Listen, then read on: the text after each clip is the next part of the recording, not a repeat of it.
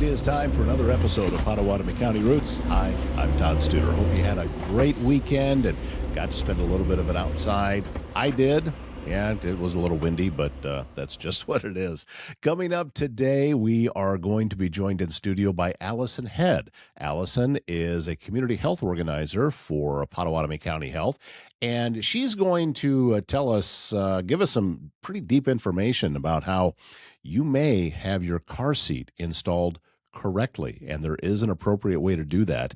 And she can tell you how you can check some of the different tips, and also she's going to tell us about a family fun fair that is coming up next month on April 11th. So Allison Head, community health organizer with Pottawattamie County Health, is joining us today on Pottawattamie County Roots. If you're looking to grow your business or bring new jobs and investment to Southwest Iowa, Advance Southwest Iowa Corporation is the economic development organization for Council Bluffs and all of Pottawattamie County. Advance connects entrepreneurs, innovators, and established companies with resources, incentives, and strategic support to expand, thrive, and launch right here in our region. From site development to small business programs and community partnerships, Advance Southwest Iowa helps build a stronger local economy. Visit advancesouthwestiowa.com to get involved. Primrose Retirement Community believes home should be a place of comfort, connection, and care. From personalized support to engaging daily activities, everything they do is designed to help residents live fully and confidently. At Primrose, that's their priority, to put the quality of the residents' care and daily needs at the top of their list each day and every day. It's not just about where you live, it's about how you live. Learn more at primroseretirement.com and then contact Jamie Bush at Primrose. Discover a place that truly puts people first. Back at the studios on Willow, and this is Allison Head. She is the community health organizer for Pottawattamie County. Good to see you. Good to see you. Last time we did one in person, we were standing out in the heat Yes. at the farmer's market. Yes. And we're gearing up for that next season. Yeah, so. You were very gracious that day because I just kind of stopped by and I said, "Hey, would you mind?" And you're like, "What?" but you were very kind and generous with your time. You have some things today that we need to talk about, and I tell you what, let's start off with something I don't have to deal with anymore, but I have in the past, Yeah. and that is car seats. Yes. Now, it's kind of a strange topic. You think, okay, community health, county health, what do car seats have to do with that? But kind of do. They do, because it is part of the public safety. What people may not know is that car seat crashes are the leading cause for children under the age of 13. Statistically speaking, 3 out of 4 car seats will be installed incorrectly. Really? Mm-hmm. What are some common mistakes? I'm sure you've seen probably just about everything, right? Unfortunately, there isn't just one car seat and there isn't just one way to install them. Mm-hmm. And then that's where it gets tricky. So it is a thing that even the most diligent parent who has the best intentions can still mess up. After I went through my training to become a child passenger safety technician, I went and checked my own vehicle and found out that 2 out of my 2 car seats were installed incorrectly. Really? And I'm a college graduate. My husband is the safety guy for Pottawattamie County. He's making sure that everyone is doing what they need to do and following the rules so that nobody gets hurt. We had our car seats installed incorrectly. Wow. So this is not something to be ashamed of. It's not something to beat yourself up over, but it is something. Hey, let's get an expert to take a look. Yes, absolutely. Because every car seat is different, there are different guidelines in how a child should fit into them, weight limits or height restrictions, and then how the child grows then may dictate how then the car seat is used. So the car seat can be used for a child of a certain age, rear-faced, and then possibly then also forward-facing, depending on the car seat. And then how then they're buckled into the car is vastly different.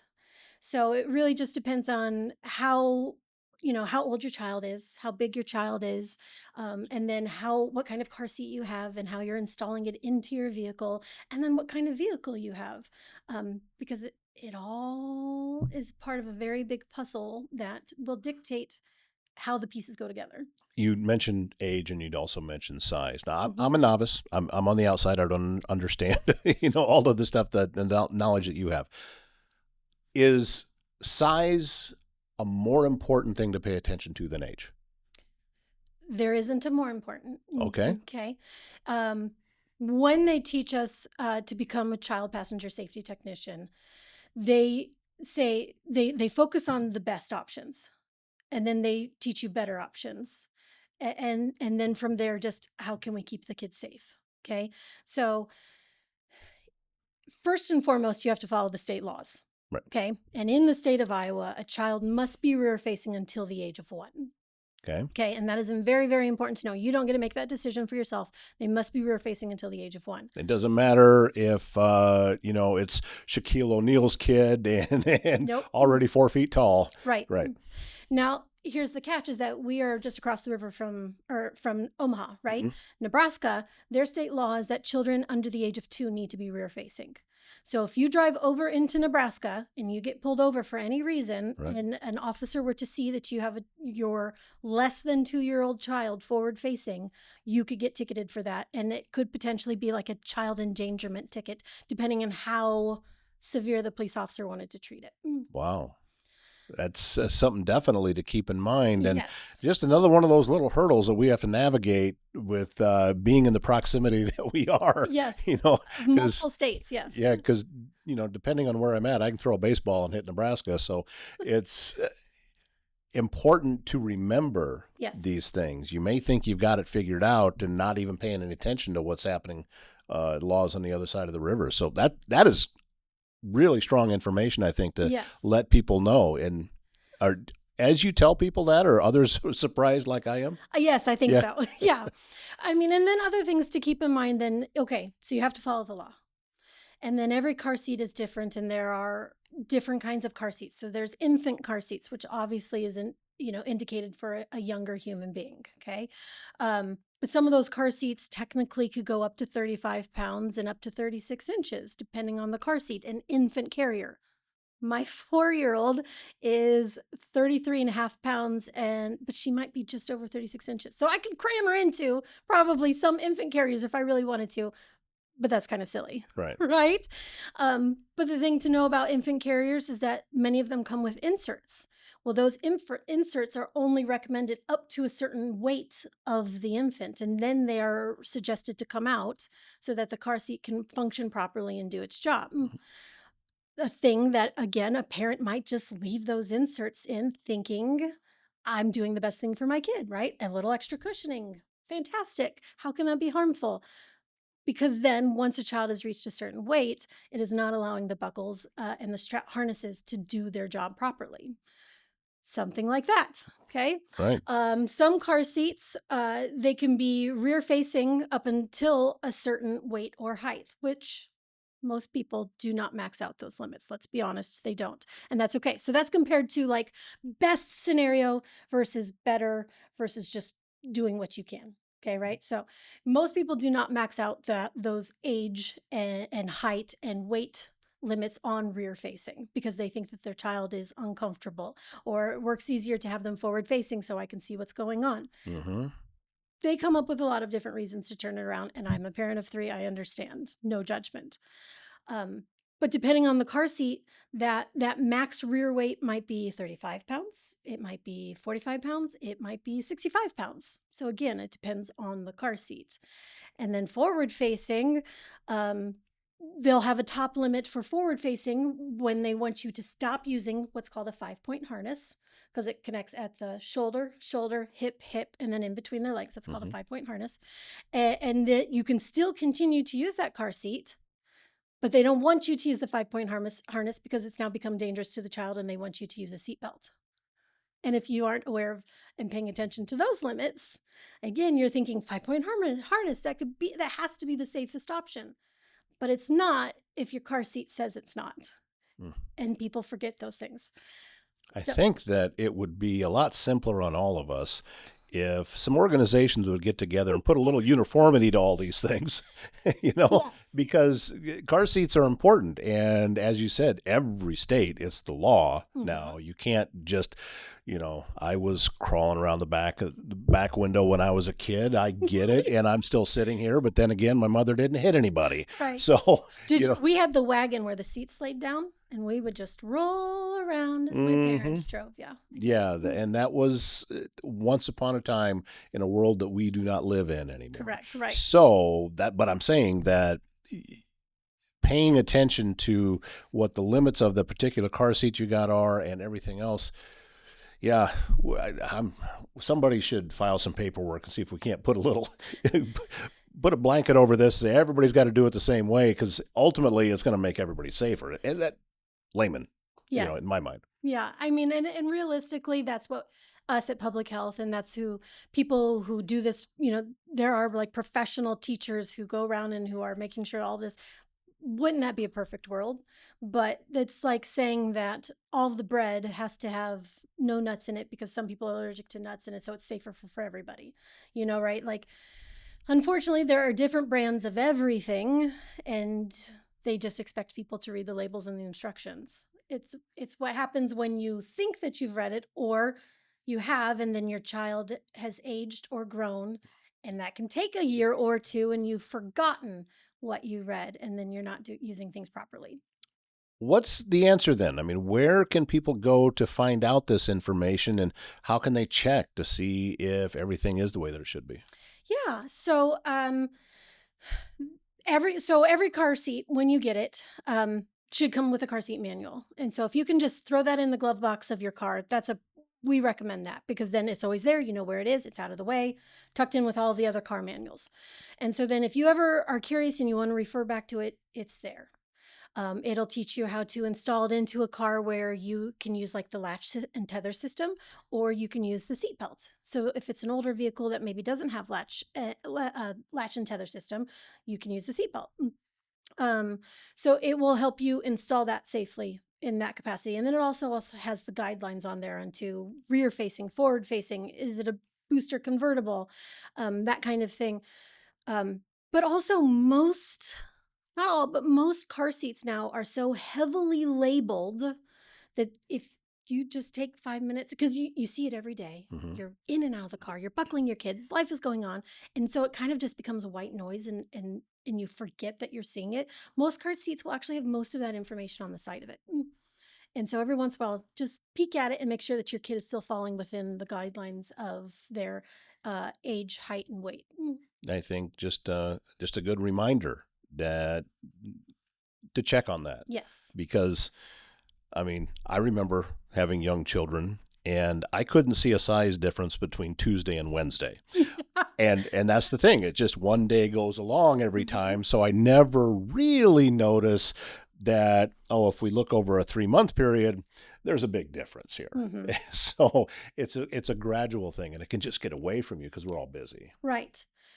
So one of our car seats was for our 7-year-old, who we were still insisting in a 5-point harness, because I had the knowledge that if they're not able to fall asleep and stay upright, because we all have that like balance mechanism in our brain, that if you and I fall asleep, if I'm here and if I kind of tip, it wakes me up. Kids haven't really developed that yet. And so you see them sleeping in car seats, like this, and it Mm, looks like their neck is broken. yep. Um, and so it's safer to keep a child who does not have the ability to stay in a 5-point harness. That's what I thought. And so since my 7-year-old couldn't do that, if she passed out in the car, she was out. We just kept going, doing the status quo. Um, Come to find out that in the car seat that we had for her, um, she had reached the weight limit for the 5-point harness. And so even though in my head it was safer to have her there, it wasn't. We needed to switch to the safety seat belt, because really that was the safest option for her, even though she could still potentially fall asleep in the car. We'll just have to monitor those situations to make sure she stays safe. But yeah, she had maxed out the 5-point harness and we didn't know it. A lot of great tips about car seats. So the moral of this story is if you have young children that are still in them, go take a look, read the label, see where you're at. Yes. I mean, that's a good idea. I've mentioned that car seats can go in using either the seatbelt, right? Because that's a standard that most car seats will have a way that you can direct the seatbelt through to safely buckle it in. But a lot of new car seats also have what's called a latch system. So a lower anchor and a tether system to connect it into the car. Now, most newer cars are going to have these attachments that you can attach the car seat to. But it is really, really important that then you read the car manual to make sure that you're following the car's rules. Because if you have a back seat that has 5 anchors, so your 2 outer seats, and then that middle passenger, they might have like a random 5th one in there. Mm-hmm. You need to know which anchor system that you're using, because if you're using one that then is too narrow or too wide, it is then reducing the effectiveness of latching your child in. So it is really, really important that you also are reading the manual. When you're using a tether, that you're actually using the tether anchor and not like a cargo hook, which many vehicles have, but Right. it's not the same safety precaution. So it's making sure that those things are being followed. And then if you have a pickup, which here in the Midwest, a lot of people have pickups, and if they have that second row where people can sit, all of those anchor systems are just going to look different. And so then pickups even get trickier. You can do it, but you really have to make sure that you're reading all of the manuals and making sure they're being used effectively together. Wow. I am never been more thankful that I don't have young children. I mean, this is and with all of these things to remember, because I wasn't checking. Yeah. I know for a fact I wasn't. I thought I got it installed correctly when I put it in there, and that was it. I didn't think about it again. And that was it. So Can I give you another piece that they have to check for? okay. We'll Yes. see what else blows my mind here No, today. I know. That's why I'm saying the best intentioned parents can still miss things. Yeah. Because if you don't know what you don't know. Car seats expire. Did you know that? No. Car seats expire. I had heard that if you'd ever been in a wreck with a car seat, it was good. You should replace it. Yes. But just a regular expiration? Yes. Because, especially where we live here in the Midwest, when you have extreme temperature fluctuations, so super hot in the summer, super cold in the winter, eventually that is going to break down the structural integrity of the plastics and of all of the things involved. And so all car seats have an expiration date, and it's either listed on the car seat, and if it's not listed, then it's 8 years from the manufacture date. Wow. Yep. I've also heard that buying car seats at a yard sale, not so much. Not so much. No. I mean, I understand that sometimes they can go from like a family friend to a family, to another friend, or, between siblings. Oh, it's your turn for my niece and nephew. Here's this car seat. And that could be worked out as long as you trust the person to tell you the history of the car seat. Because like you said, if it's been in an accident, a crash especially where the airbags have gone off, almost every time they're going to recommend that the car seat is replaced.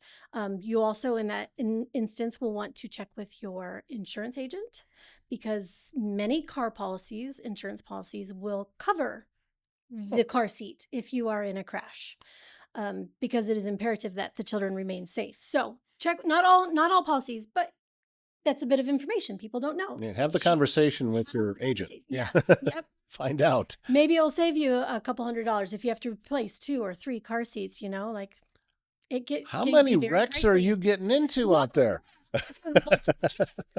It's every car seat. So if you have a Okay. booster, Okay, that's 2 fair. car seats, Yeah. 2 convertible car seats, and an infant, if you've Yeah. got 4 kids who are in some kind of safety, oh my gosh, but I get what you mean. Yeah. so yes, Yeah. you could potentially be replacing 4 for a crash where an airbag has gone off, and that could be of multiple hundreds of dollars. So I, again, never took that into consideration. I love getting together with you, Allison, because I learned so much. And we should have met 20 years ago. But Well, yes, Coulda- thank I you. could have learned a lot more about this thing. Hey, there's a family fun fair that's coming up that you're going to be a big part of this. And right on there, it says free car seat safety check. Yes. So, what a great opportunity to Yes. find out and let someone else tell you, hey, is everything okay the way I've got this? Yes. So on April 11th, at the Charles E. Lakin Human Services campus, there is a family fun fair. So just come and have fun. Okay. There are going to be a bunch of vendors on the inside where they have activities and little giveaways and just it's fun for the family in the middle of April. It's a really good deal. We've participated for the last several years. Now, I will also be there doing car seat safety checks. If you see a flyer, and I will give that to you, I don't know, Yeah. but there is a QR code that if people can register ahead of time, it'll make the process of the day go faster because it is my job as the car seat check tech to make sure that we are following all of the manuals. Mm-hmm. And every car is different, and every car seat is different. And so, if you are registered ahead of time, I can look that information up ahead of time. And then that way, when you come up, I can know exactly how your car buckles in. I can know exactly how your car seat buckles in. I can educate you on all that just to make sure that you are familiar with it. And it just makes the process go faster. That makes sense. Yes. Yes. So get pre-registered with that. Are these flyers out and about? They for are people out and about. Okay. Yes. So Public Health has access to them. Firefly has access to them. WIC, Thriving Families Alliance. There's a bunch of agencies that have the flyers and they're circulating them. So if you can get registered, fantastic. But I do want to know, it says it's a free car seat check, and I think because people like the word free, but it is always free. So you can always call Public Health. Okay. We have 3 technicians, and you can always call Public Health and set up an appointment with one of us just to make sure one of us is available, and we can check you out anytime. Yeah, that's also great information. Do you know anything else that's going on at the Family Fun Fair besides just the car seat check? I don't. I mean, I have it on my phone, but I get so I don't know all of the agencies are who involved. I know that they have more than 20 different businesses and agencies are going to be there, so they'll provide information on what those agencies can, have as resources for the community, and then everyone who's showing up is going to have some kind of like game or activity for the kids, and we all usually have some kind of little giveaway for like frisbees or pens or stress balls, that kind of stuff. So it's just kind of fun for everybody to walk around and get information and get some little freebies that kids love. Oh, yeah, that's true. Yeah. Okay, so the Charles E. Lakin Human Services Campus, that is on North 16th Street at 715 North 16th Street. I was just there last week. There was an event that I spoke at. So know exactly where it's at. And it is coming up on Saturday, April 11th, and it's going on from noon to 2 that day. So get that in your calendar, especially if you have young children. And it's, you know how kids are. If there's a whole group of them together, they're going to have fun. I mean, somebody starts giggling, and the next thing you know, everybody's doing it. And so that's it's going to be a great time out there that day. And if you have car seats in your vehicle, what a great time to get that checked out. And again, Allison, thank you so much for your time. Thanks for the work that you're doing, and always grateful to learn anytime that you come in, because you always have some information that I didn't know before you got here. So yes, thank you. I appreciate you taking the time to ask questions and to share that information with everybody else. Here on Pottawattamie County Roots, we explore the places that make our region home and the people who keep them connected. That is why we are proud to feature Marnie Elkhorn Communications, your local communications provider, serving Marnie, Elkhorn, Walnut, Avoca, and other Southwest Iowa towns with high-speed fiber internet, reliable phone service, and TV options built for rural living. Real local support, unlimited data plans, speeds up to 1 gig to work, stream, and stay in touch with family and neighbors. Visit matc.net to learn more and get connected. And finding the right care for a loved one can feel overwhelming. Assisted Living Locators is here to help. Jean Bonker brings more than 30 years of experience serving families and has personally navigated the challenges of elder care. She understands the questions, the emotions, and the weight of these decisions. Jean becomes your advocate, guiding you through options with clarity, compassion, and personal support every step of the way. Call Assisted Living Locators at 402-690-5467 and move forward with confidence.